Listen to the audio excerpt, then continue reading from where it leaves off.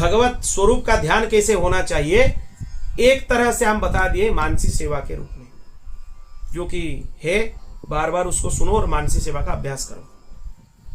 भगवत कृपा से, गुरुजनों की कृपा से, महापुरुषों और आचार्यों की कृपा से जो परंपरा से प्राप्त हुआ है वही पद्धति का, उन्हीं के आदेश से ही हम बोलें, क्योंकि ये सबके लिए भी सुगम नहीं है। ठीक है, उसमें नित्य लीला का चिंतन है, नित्य लीला का चिंतन ये सबके लिए सुलभ नहीं होता है, पर आचार्यों की कृपा है वो सुलभ कर दिए मानो आपके लिए। उन्हीं की प्रेरणा से, उन्हीं की आज्ञा से हम ये बोले, ये अभी पहली बार बोले, तो इसीलिए उसको आप खूब सुनो और अभ्यास करो मानसी सेवा का। अब ध्यान कैसे किया जाए, यहां से भगवान वर्णन करते हैं। श्री भगवान उवाच सम आसन आसीनः समकायो यथा सुखम हस्ताबुत्संग आधाय स्वानासाग्र कृते क्षणः। प्रिय उद्धव, आप एक आसन पर बैठ जाओ जो बहुत ऊंचा ना हो, बहुत नीचा ना हो, वैसे आसन पर बैठ जाओ और अपने शरीर को सीधा रखो। रीढ़ की जो हड्डी है यहाँ पर, ये हड्डी को सीधा, पूरा सीधा रखो। अपने मेरुदंड को सीधा रखो। हाथों को अपनी गोद में रख लो, ऐसे गोद में रख लो और दृष्टि नासिका के अग्रभाग में लगाओ। आंख बंद करने का जरूरत नहीं है, सो जाओगे नहीं तो। कुछ लोगों का ये अभ्यास नहीं होता है, वो आंख बंद करते ही उनको नींद आ जाती है। क्या ध्यान करेंगे, क्या जाप करेंगे, सो जाते हैं। एक माला भी देखो पूरा नहीं हुआ, भगवती निद्रा देवी आ गई। तो इसीलिए नासिका के अग्रभाग को यहां पर ध्यान लगाओ। नासाग्र के अग्रभाग में ध्यान लगाने का विधि भगवान भगवत गीता में भी बताए हैं, यहां भी बताए, दोनों जगह बताए। तो नासिका के अग्रभाग को ध्यान करो। यहां को, यहां ध्यान तुम पूछ रहे हो आज्ञा चक्र में लगाने के लिए। आज्ञा चक्र में कोई जीव साधारण से ध्यान नहीं लगा सकता है, तो सरल नहीं है उतना। तो इसीलिए नासिका के अग्रभाग से नेत्र थोड़ा बंद हो, थोड़ा थोड़ा दिख रहा हो, ऐसे करो। इस अग्रभाग को ध्यान करो, मतलब थोड़ा थोड़ा खुला हो, थोड़ा ये दिख रहा हो, यहां पर अग्रभाग, वैसे ही ध्यान करो। इसके बाद प्राणायाम से नाड़ी का शुद्धि कर लो। प्राणायाम से शुद्धि कर लो मतलब पूरक, कुंभक और रेचक। श्वास अंदर लेना, इसको पूरक बोला जाता है। उसको रखना कुंभक बोला जाता है। फिर उसको छोड़ना, इसको रेचक बोला जाता है। इसका अभ्यास करो, खूब प्राणायाम करो, धीरे धीरे लंबा करो। लंबा सांस भरो, खूब देर तक, जितना देर तक रख पाओ उसको अंदर रखो, फिर उसको छोड़ दो। ऐसे कुछ प्राणायाम कर लेना चाहिए। मंत्र में भी किया जा सकता है, जैसे कि बीज मंत्र हो, गुरु मंत्र हो, तो उसके 32 बार स्मरण करके पूरक किया जाता है।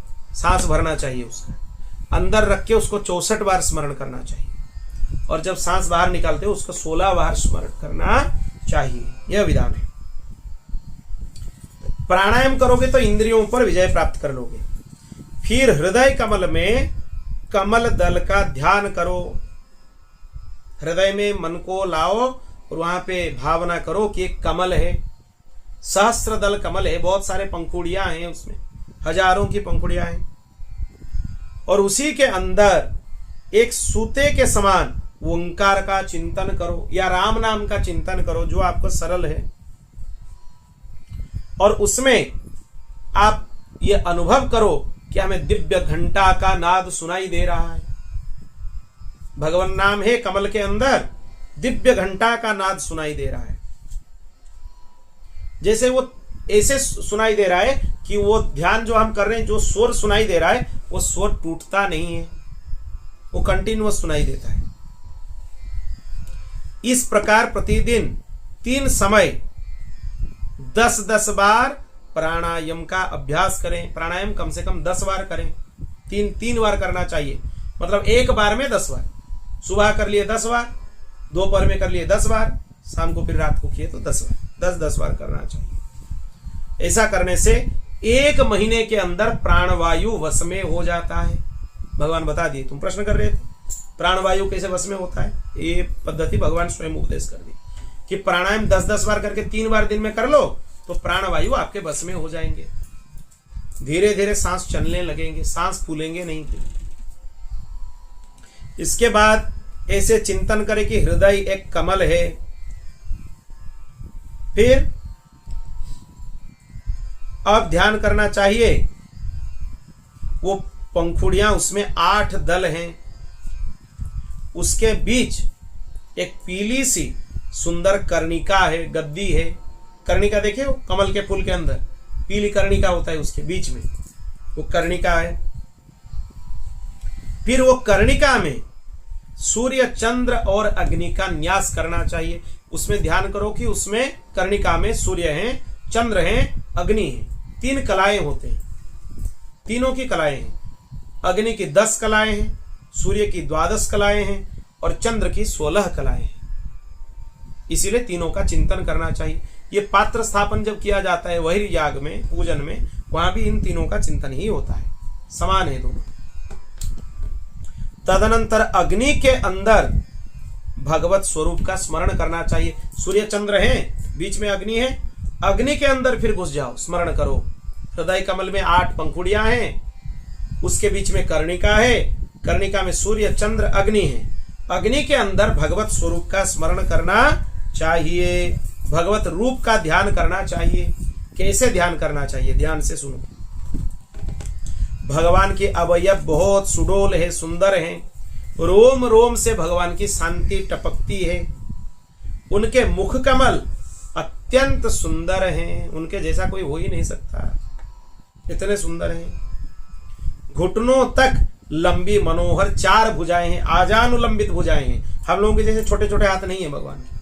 भगवान के बहुत लंबे लंबे हाथ होते हैं, यहाँ घुटनों तक आजानुलंबित भुजाएं होते हैं। 4 हाथ हैं भगवान के। आप द्विभुज स्वरूप के उपासक हो तो द्विभुज का ध्यान करो, चतुर्भुज स्वरूप के उपासक हो तो चतुर्भुज का ध्यान करो, उसमें कोई स्वरूप में भेद नहीं है। बड़ी सुंदर और मनोहर गर्दन है, मरकत मणि के समान सुगंधित सुस्निग्ध कपोल हैं, बहुत सुंदर उनके कपोल हैं, गाल हैं और मस्तक हैं। मुख पर मंद मंद मुस्कान है भगवान के श्रीमुख में, तो ऐसे मुस्कान है, उनकी मुस्कान ही माया है। तिरछे चितवन से देखकर तुम्हें हंस लिए, समझो फंस गए। सीधा भगवान देख लिए तो कुछ नहीं होगा। इसलिए बिहारी जी जब लोग जाते थे वहां पे, ब्रजवासी अपने बहुओं को बोलते थे सांस कि जाओ, पर कहीं कहीं कोने से उनको देखना नहीं, फंस जाओगे, फिर आ नहीं पाओगे घर में, बिक जाओगे उनके लिए। अगर वो तिरछे चितवन से आपको कहीं दूर से ऐसे देख लिए, तिरछे चितवन से, तो आप समझो गए, आप और दुनिया के लायक ही नहीं रहो।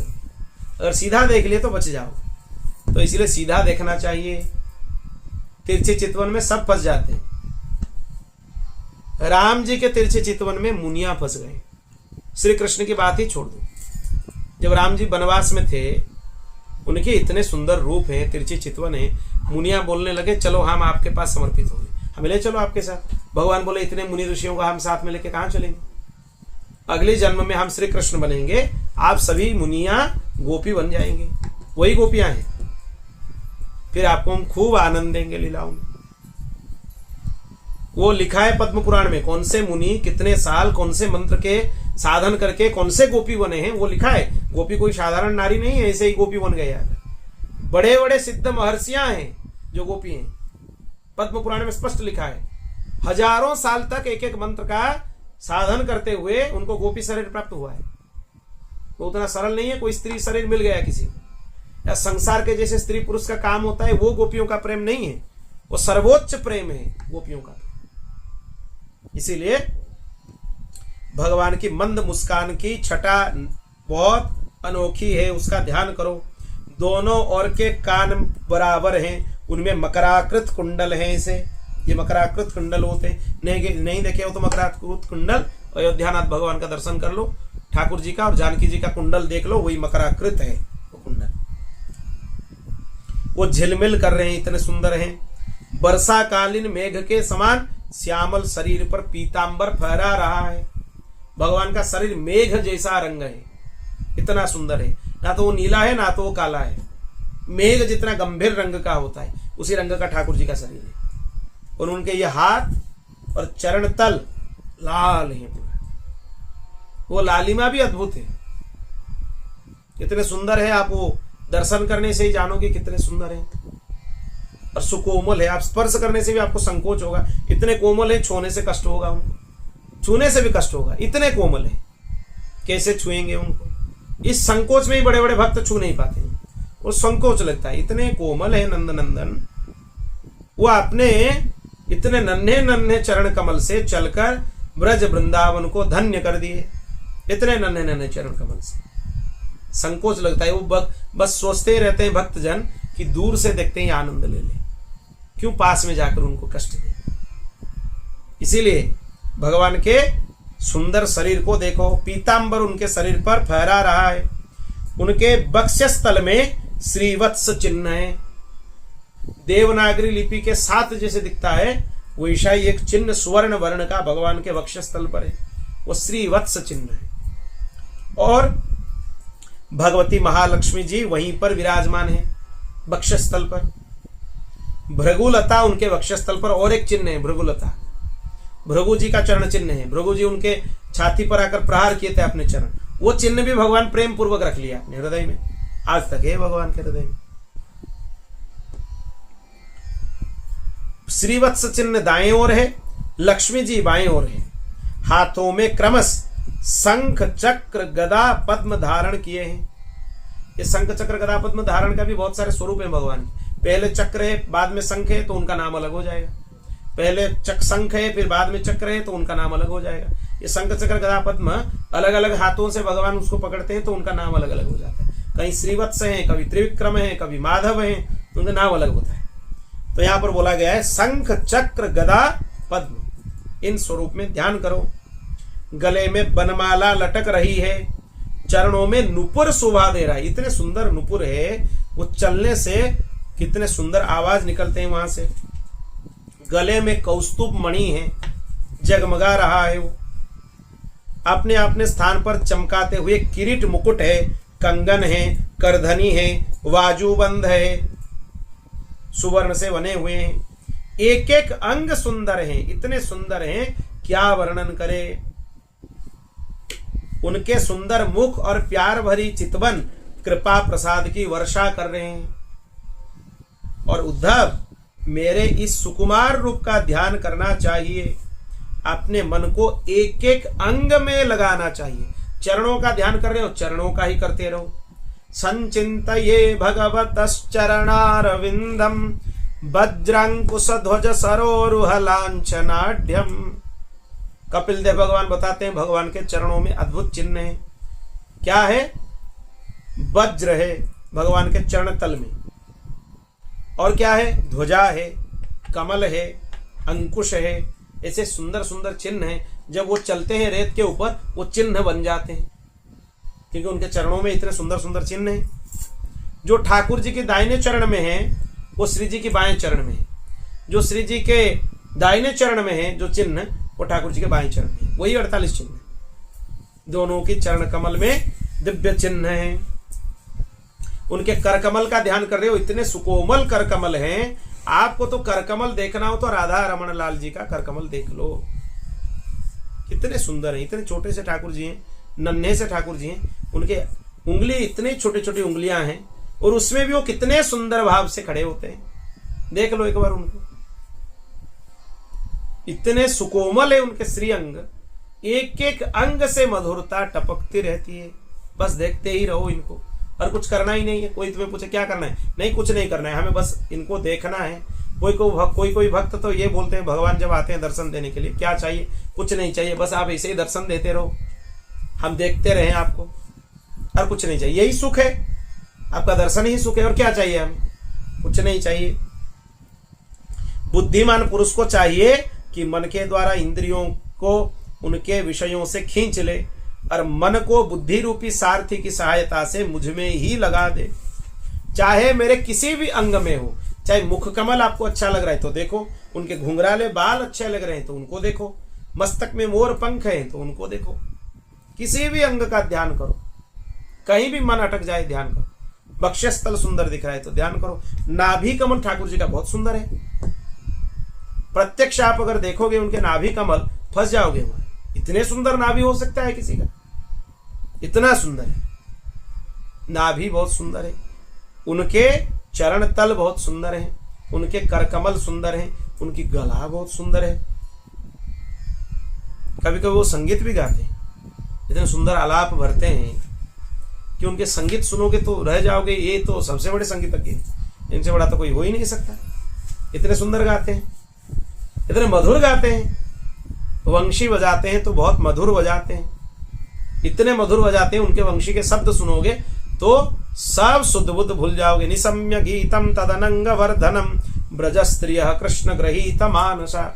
उनके वंशी को सुन के ही गोपीजन सब कुछ छोड़कर आ गए, मानो वंशी में बुला लिए। उनका मोह में फंस जाओ, संसार के मोह में कुछ नहीं। कहाँ आनंद है? जहां आनंद ढूंढ रहे हो वहां आनंद नहीं है। जब सारे शरीर का ध्यान होने लगे भगवान का, तब अपने चित्त को खींचकर एक एक स्थान में स्थिर करें और अन्य अंगों का चिंतन न करके केवल मंद मंद मुस्कान की छटा से युक्त मुख का ध्यान करें। सभी अंगों का ध्यान कर लो धीरे धीरे करके, फिर बाद में उनके मुख कमल पर जाकर रुक जाओ। वो सबसे सुंदर है, उससे तो सुंदर कोई हो ही नहीं सकता। उसकी उपमा किसी से नहीं दिया जा सकता है, क्योंकि उससे सुंदर और कुछ है नहीं। उपमा किसकी दी जाती है? कोई चीज की आप उपमा दे रहे हो, उससे सुंदर वस्तु संसार में है तो आप बोलते हो ये कमल के जैसे दिख रहा है, ये चंद्रमा के जैसे दिख रहा है। अच्छा, उनके जैसा तो और कुछ है ही नहीं, वो सबसे सुंदर है। उनकी उपमा दूसरे वस्तुओं से दो तो उनकी महिमा घट जाती है, बढ़ती नहीं है। वो संसार की वस्तुओं की उपमा दूसरे चीजों से दे सकते हो, ये इसके जैसा है, ये इसके जैसा है। उनके जैसा तो कोई है ही नहीं, वो किसी के जैसा है ही नहीं, वो एक है, अलौकिक है। तो उनके मुख कमल का ध्यान करो। जब चित्त भगवान के मुखारविंद में ठहर जाए, वहां से हटाकर आकाश में स्थिर करें। फिर आकाश का चिंतन भी त्याग कर मेरे स्वरूप में आरूढ़ हो जाए, भगवत स्वरूप में ही स्थित हो जाओ। और भगवान के अलावा और कुछ कोई वस्तुओं का चिंतन मत करो। प्रहलाद जी को ये ध्यान सिद्ध था, इसलिए वो कहीं भी देखते थे उनको सब भगवान ही दिखते थे, चतुर्भुज भगवान हर जगह। उनको समुद्र में धकेल दिए, समुद्र के अंदर भगवान है, सच में भी भगवान आकर उनको पकड़ लिए। सर्प के पास छोड़ दिया गया, वहां भी भगवान को देखे। अग्नि में होलिका लेकर बैठ गई, वहां भी भगवान दिखे। उनको हर जगह भगवान दिखते थे। ये स्वरूप की ध्यान उनको सिद्ध था। कैसे सिद्ध था? ये उपदेश नारद जी ने मातृगर्भ में जब थे तब ही प्रदान कर दिए थे कि भगवान ऐसे हैं। वो मातृगर्भ से ध्यान शुरू कर दिए थे प्रहलाद जी, माता के गर्भ से। तब से वो ध्यान करने लगते थे ठाकुर जी, छुप छुप कर पूजन करते थे ठाकुर जी, जैसे किसी को ना दिखे। इतने प्रेम में विभोर हो जाते थे।